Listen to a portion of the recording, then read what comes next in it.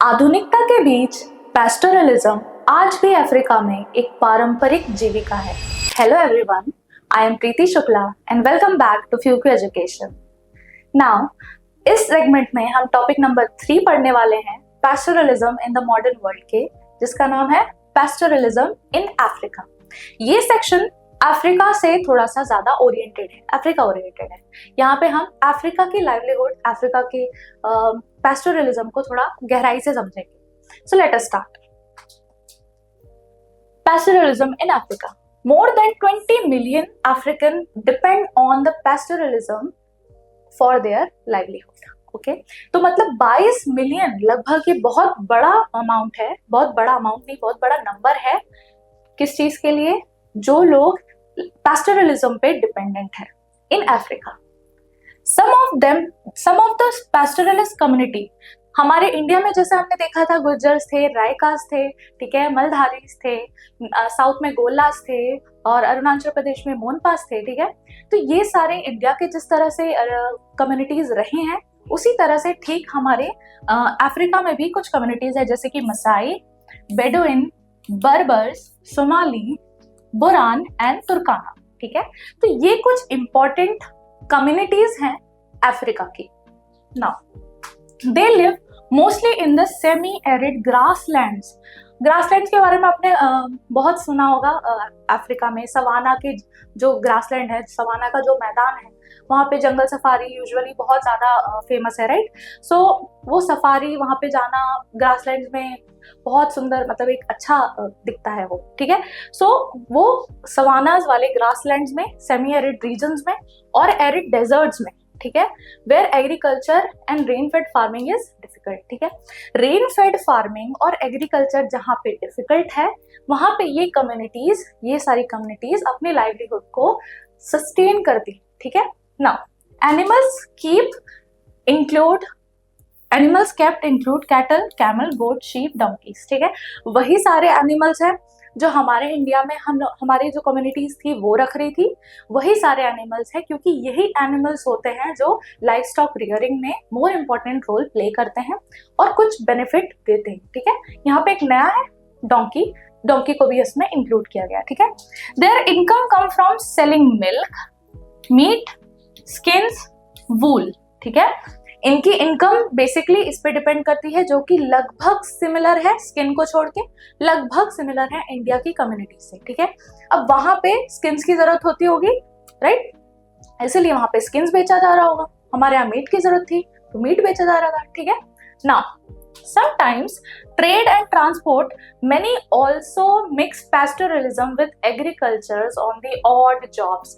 Odd jobs क्या होती है कि कभी कभी ऐसा होता है कि पैस्टोरल कम्युनिटी एक जगह से नहीं उतना गेन कर पाई, तो वो लोग पार्ट टाइम, ठीक है, ऑड जॉब्स यानी कि पार्ट टाइम, कुछ समय रहा, समय बच गया या जरूरत पड़ गई तो हमने उस जॉब को कर लिया, ठीक है। तो ये ऑड जॉब्स कहलाते हैं, ठीक है। तो पैस्टोरलिस्ट कम्युनिटी के हमने कुछ इंपॉर्टेंट पॉइंट देखे, जैसे कि बहुत भारी मात्रा में ये कम्युनिटी है, राइट। उसके बाद ये सारी कम्युनिटीज हैं, बहुत इंपॉर्टेंट कम्युनिटीज है। मसाई कम्युनिटी, ठीक है, बहुत इंपॉर्टेंट है ये मसाई इन वहां पे, और बेडुइन्स, ठीक है। Now next, where have the grazing land gone. अब ग्रेजिंग लैंड गया कहाँ, ठीक है। अगर इतना ग्रेजिंग लैंड है, अगर पूरा सवाना है अपने मतलब अफ्रीका में, उनके अफ्रीका में, देन कहाँ गया ये, क्या है ये, मतलब कितने ग्रेजिंग लैंड है भी कि नहीं, लेट अस सी, ठीक है। Before colonial times, pastoral land such as Maasai land बोलते हैं, ठीक है, ये बहुत इंपॉर्टेंट है, मसाई लैंड, ठीक है, stretch over the large areas from northern Kenya to the northern Tanzania. ये देखो, ये रीजन है, ठीक है, ये कीनिया है, तंजानिया, ठीक है। तो ये पूरा रीजन, इतना बड़ा रीजन क्या था, किस चीज का था, हमारे ग्रेज लैंड्स थे, ठीक है, ग्रेजिंग लैंड्स थे बिफोर colonial times। लेकिन ये बात कब की हो रही है, before colonial times। But what happened in 1885, Maasai lands were split by the international boundary between British Kenya and German Tanganyika, ठीक है, तंजानिया को तंगानिका बोल दिया, ठीक है, मतलब हाँ पुराना नाम है इसका, ठीक है ना। अब इसमें क्या हो रहा है, ठीक है, अब ये क्या हो रहा है, ये तो डिवीजन कर दिया, ये लोग तो पूरे प्रॉपर एक थे, ठीक है। यहाँ पे तो प्रॉपर तरीके से क्या हो रहा था, कोलैबोरेशन, कोऑपरेशन, बढ़िया से एक जगह से दूसरी जगह जा रहे हैं, ठीक है, और अपने पैस्टोरल कम्युनिटी अपने लाइफ स्टॉक्स को खिला रही है, पिला रही है, फीड करवा रही है, फॉर्डर करवा रही है, right. But what is happening after the British, after the colonial rule coming, जो जर्मन रूल है वो अपना तंजानिया को लेके अलग हो गई, तंगानिया को, ठीक है। देन उसके बाद ब्रिटिश ने कीनिया ले लिया। अब there is an international border between these two. अब क्या हो रहा है, यहाँ के लोग वहां मूवमेंट नहीं कर सकते, वहां के लोग यहाँ मूवमेंट नहीं कर सकते, ठीक है। So this is ultimately giving a problem. What problem? Much of the best grazing land was taken over by white settlers farm and private cultivators. Cultivated land pastoralists were pushed into more marginal semi-arid zone with less reliable rainfall. ठीक है, white settlers ने ले लिया अच्छे से, ठीक है। white settler कौन, हमारे colonial rule वाले, ठीक है, not हमारे, ओके।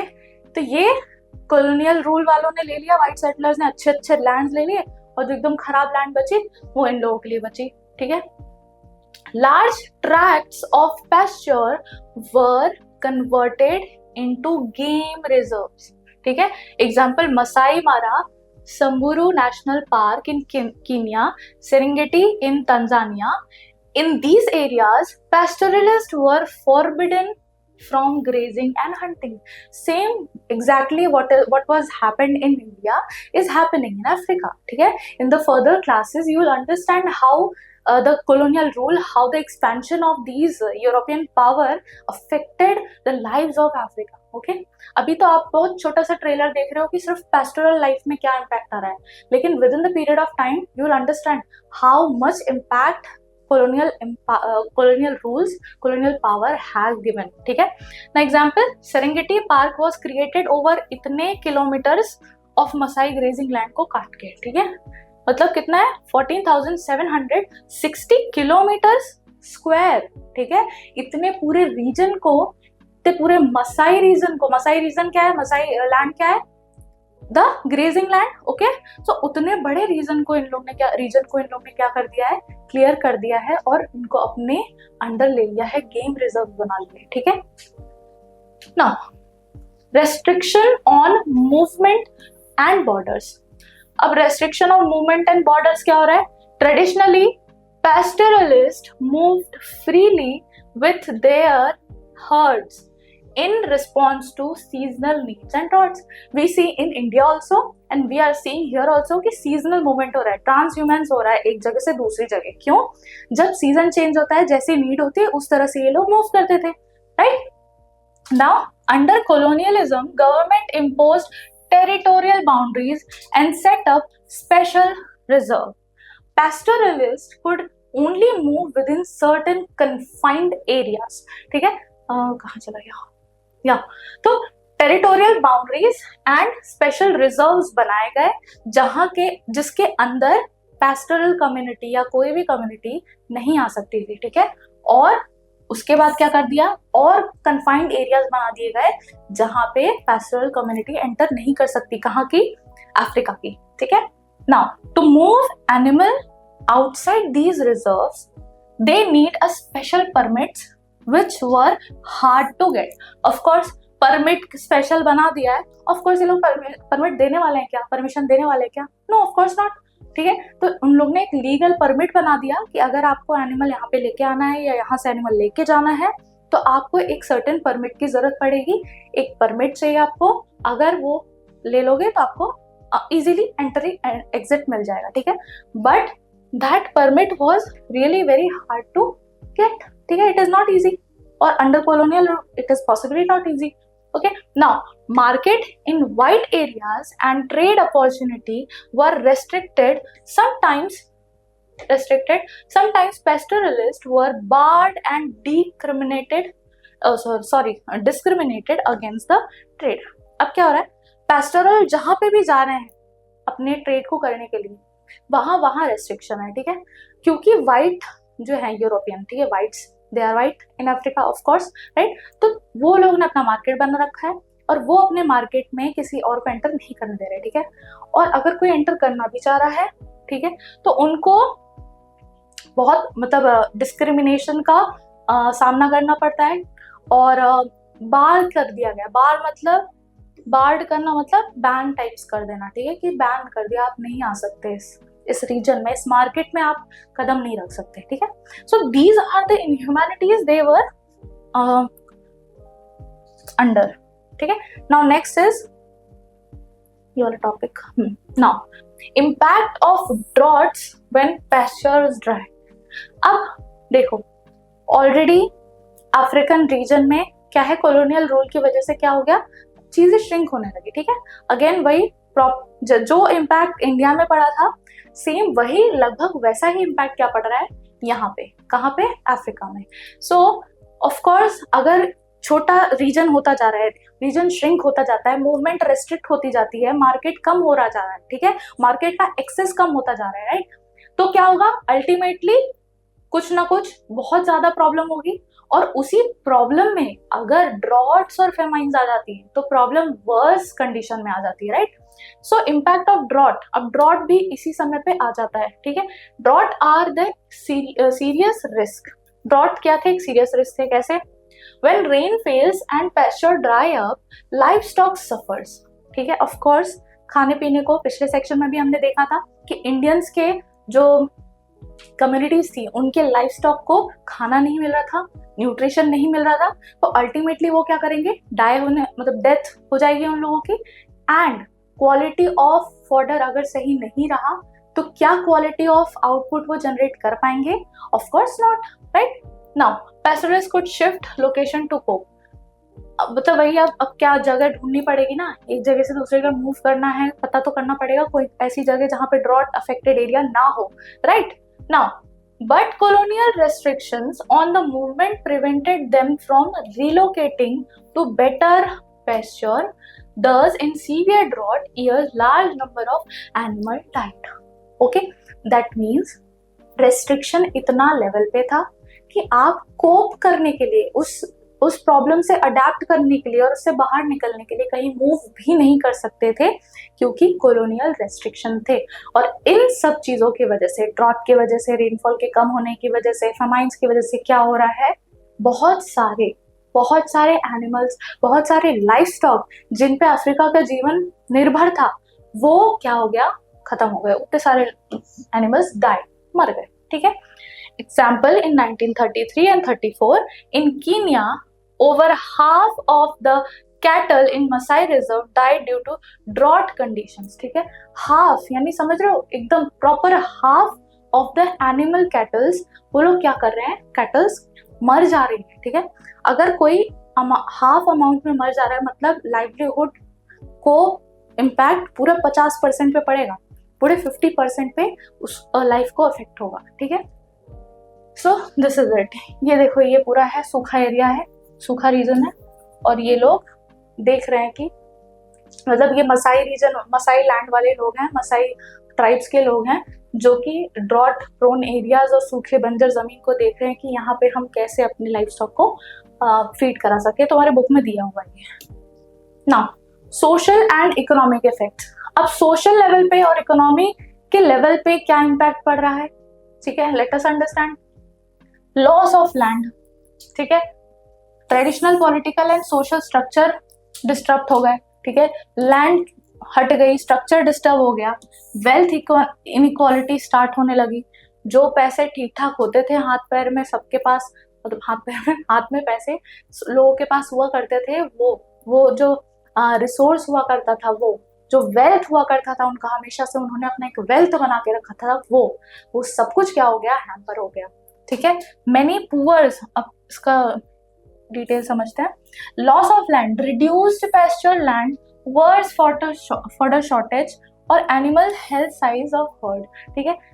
हर्ड का साइज कम हो गया, लैंड जो अवेलेबल थी उसका साइज कम हो गया, और फूड के लिए शॉर्टेज होने लगा, ठीक है। देन उसके बाद ट्रेडिशनल पॉलिटिकल स्ट्रक्चर कैसे अफेक्ट हो रहा है, डिस्टर्बटेड। फॉर इंस्टेंस, अगर मसाई के एल्डर्स हैं, वॉरियर्स है, etcetera, except aspects of that structure got undermined under the colonial rule। अब क्या है, देखो बुक में दिया होगा, एक मतलब कम्युनिटी है जिसने हाथ में एक वेपन लिया हुआ है, ठीक है, और they are dressed in a very traditional manner, ठीक है, बट वो जो वॉरियर क्लास है, they were identified as a warrior class of their community. So this community और ये वॉरियर क्लास का डिक्लाइन देखा जाता है. क्यों? क्योंकि colonial power, they are coming with their own armies, they are coming with their own political structure. ठीक है, so the structure and the practices of these communities is getting hampered. ठीक है, it is getting really very problematic. ठीक है, destructed. Now wealth inequality increase. अब wealth inequality increase इंक्रीज हो रही है? ऑफ कोर्स चीजें जो बहुत समय से रिसोर्स, इनके लिए वेल्थ क्या है? पेस्टोरल कम्युनिटीज के लिए वेल्थ क्या है? जो फॉरेस्ट उनका है, या फॉरेस्ट नहीं, जो ग्रेजिंग लैंड है उनका, जिसको वो लोग सस्टेन करके आगे बढ़ते हैं ताकि वो रिप्लेनिश हो सके.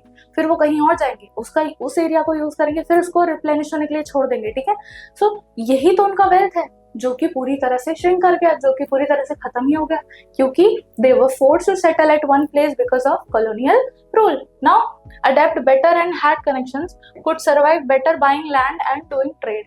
ठीक है, तो some pastoralists often who adapted better had connections. अब जिनके पास कनेक्शन थे वो लोग ने सर्वाइव किया ढंग से. जिसके पास पैसा ऑलरेडी वेल्थ अच्छे से रखा हुआ था वो सर्वाइव किया. जैसे कि हमने लास्ट सेगमेंट में इंडिया के कंटेक्स्ट में पढ़ा था, जो रिच पेस्टोरलिस्ट थे वो लोग एक जगह सेटल हो गए, और जो पुअर पेस्टोरलिस्ट थे, जो पुअर चरवाहे थे, वो लोग क्या करते हैं? बोरो करते हैं या तो लेबर में परिवर्तित हो गए. राइट, वैसे यहाँ पे इनइक्वालिटी बढ़ने लगी. अब इनइक्वालिटी क्या है? Wealth inequality. Rich become richer, poor become poorers. ठीक है, so this what happens after the colonial interference. ठीक है, now many poorer ones lost livestock, suffered destitutions, and some had to take up non-pastoral work. Same what happened. It is really very similar to what happened in India, right? बस वही करना है. क्या हुआ? Migration करने पे मजबूर हो गए. ठीक है, दूसरा एक जगह सेटल होने पे मजबूर हो गए. तीसरा अपना पैस्टोरल वाला धर्म, अपना ट्रेडिशनल पारंपरिक जीविका जो पे चलती थी, उस चीज को छोड़ के ये they were forced to adopt to become labours, to become factory labours और द वर्कर्स. ठीक है, तो नॉन पेस्टोरल वर्क्स वो लोग के लिए फोर्स हो गया. ठीक है, now adaptation and continued challenge. अब क्या अडेप्टेशन है और क्या चैलेंज है? कैसे अडेप्ट किया गया और क्या चैलेंजेस आज भी परसिस्ट करते हैं? Let us see. Now even with restriction pastoralists tried to cope by reducing herd size. पहला चीज क्या किया हमने? अडेप्ट कैसे करेंगे? जो बड़ा एक पूरा हर्ड लेके चलते थे उसी को कॉन्ट्रैक्ट कर लेंगे. ठीक है, छोटा, बड़ी फैमिलीज को एक साथ सर्वाइव करने में प्रॉब्लम होती है. ठीक है, इसीलिए वो लोग क्या करते हैं? काम की तलाश में अपनी फैमिली को एक जगह से दूसरी जगह ले जाते हैं. ठीक है, फिर फैमिली क्या होने लगती है? टूटने लगती है. धीरे धीरे कुछ लोग एक जगह हो जाते हैं, कुछ लोग एक जगह हो जाते हैं. इस तरह से क्या हो जाता है? अडेप्टेशन होता है. ठीक है, पहले के समय पे फैमिलीज कैसे रहती थी? जॉइंट फैमिली रहती थी, खेत होता था. ठीक है, सब लोग उसमें काम कर रहे हैं, सब लोग. ठीक है, लेकिन अब क्या हो रहा है? कोई भी फैमिली जॉइंट है. ठीक है, मन से सब जॉइंट है, लेकिन साथ में नहीं रह रहे हैं. क्यों? Because of adaptation, because of the rising challenges of the society. ठीक है, ठीक वैसे ही the rising challenges in their society, they have to adapt and they have to reduce their herd size. They have to divide their herds. Okay, now next, changing the migration routes. अब अगर वो इधर से जा रहे होते थे ये वाले रीजन को यूज करके, तो उन्होंने अपना रीजन ही चेंज कर दिया, वो इधर जाने लगे. ठीक है, जहां पे कॉलोनियल प्रेजेंस ज्यादा ना. ठीक है, then mixing livelihoods, trade, agriculture और जॉब्स. अब ये क्या कर रहे हैं? लाइवलीहुड और ट्रेड को यूज कर रहे हैं, मतलब ऐसा कर रहे हैं कि मल्टीपल सोर्स ऑफ इनकम ला रहे हैं. जैसे कि क्या कर रहे हैं? कहीं कुछ ट्रेड भी कर ले रहे हैं, कहीं कुछ एग्रीकल्चर भी कर ले रहे हैं. ठीक है, और कहीं अपना पेस्टोरल धर्म भी निभा रहे हैं. ठीक है, so reduce dependency on just on pastoral. ठीक है, मतलब कि पेस्टोरल धर्म जो उनका पारंपरिक ट्रेडिशनल प्रैक्टिस थी उसको कंप्लीटली ना छोड़ के उसके साथ अलग अलग इकोनॉमिक प्रैक्टिस वो करते रहे. ठीक, now they also faced increasing environmental and economical pressures. ठीक है, इंक्रीजिंग एनवायरमेंटल प्रेशर्स और इकोनॉमिकल प्रेशर्स कैसे, एनवायरमेंट यानी कि ड्रॉट हो रहा है, फेमाइंस आ जा रही है, ठीक है, कहीं डिजास्टर हो गया, कुछ भी हो गया, राइट, ड्रॉट प्रोमिनेंट है वहां पे क्योंकि सूखा जल्दी पड़ता है ऐसे रीजन में, तो वहां ड्रॉट, देखो लिखा है drought became the more disastrous, ठीक है। तो ये सारी चीजों को फेस किया, ये चैलेंजेस थे उनके लिए, एक कॉलोनियल रूल तो उनके लिए चैलेंज था ही, दूसरा ड्रॉट्स इनके लिए बहुत बड़े चैलेंज थे, और इसी को अडेप्ट करने के लिए इन लोग ने मल्टी जॉब्स में अप्लाई करना शुरू किया, multiple source of income find करना शुरू किया। अब ये एक पूरे चैप्टर की एक स्मॉल फ्लो चार्ट में समरी है, pastoralism in modern world, Africa में बताया और उसका इम्पैक्ट बताया है, ठीक है, कि लॉस ऑफ ग्रेजिंग लैंड हुआ, रेस्ट्रिक्शन इन मूवमेंट है, ठीक है, ड्रॉट का इम्पैक्ट बहुत खतरनाक है, देन मेजर चैलेंज क्या है under colonialism, effect on pastoralist life, और हाउ पैस्टोरलिस्ट कोप, कैसे कोप किया उन्होंने by multiple source of income लगाने के बाद। तो इसी के साथ ये टॉपिक हम यहाँ पे कंप्लीट करते हैं, साथ ही ये चैप्टर भी यहीं पे कंप्लीट करना है। उससे पहले मैं एक लाइन कहना चाहूंगी कि इतनी रेस्ट्रिक्शंस के बाद, कॉलोनियल रूल के बाद, इतने सारे प्रॉब्लम्स के बाद भी अफ्रीका के पेस्टोरल ने अपनी जीवनी को अडेप्ट किया, पेस्टोरल लाइफ को गिव अप नहीं किया और आगे बढ़ते रहे। अगर आपको ये चैप्टर अच्छा लगा हो, अगर ये चैप्टर समझ में आया हो, ये वीडियो समझ में आया हो, लाइक करें, सब्सक्राइब करें और शेयर करें, और डिटेल में पढ़ने के लिए फ्यूकी एजुकेशन ऐप को डाउनलोड करें। Thank you.